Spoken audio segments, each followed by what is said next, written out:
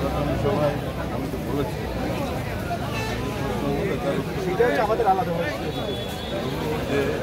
এই কুমারখালীতে যে সমস্ত উন্নয়ন কাজ পাওয়া যাচ্ছে আল্লাহর রহমতে আমি এমপি হলে সরকার গঠন করতে পারলে আল্লাহর রহমতে সেসব কাজ আমি করবো কিচ্ছু কথা আমি কোন্দলে বিশ্বাস করি কোনো অন্তঃসম্মাপ প্রয়োজন কোন্দলে আমি বিশ্বাস করি আমরা সবাই একসাথে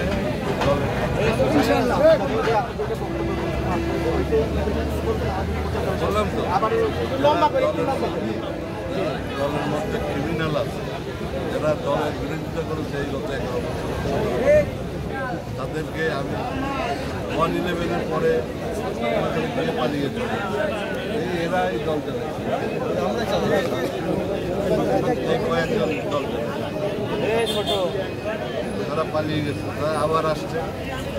আমাদের না করতে এই জন্য আমি সম্মান করি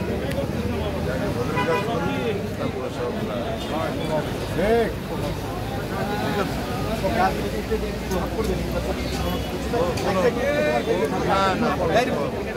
ভোটের মাঠে কোনো প্রভাব পড়বে কিনা সেই গ্রুপের শুভবুদ্ধির উদয় হবে ইতিমধ্যে জনবিচ্ছিন্ন হয়ে গেছে আমাদের সাথে কাজ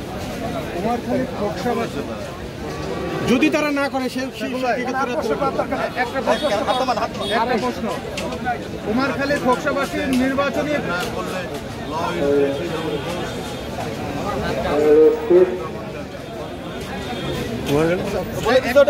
বলছে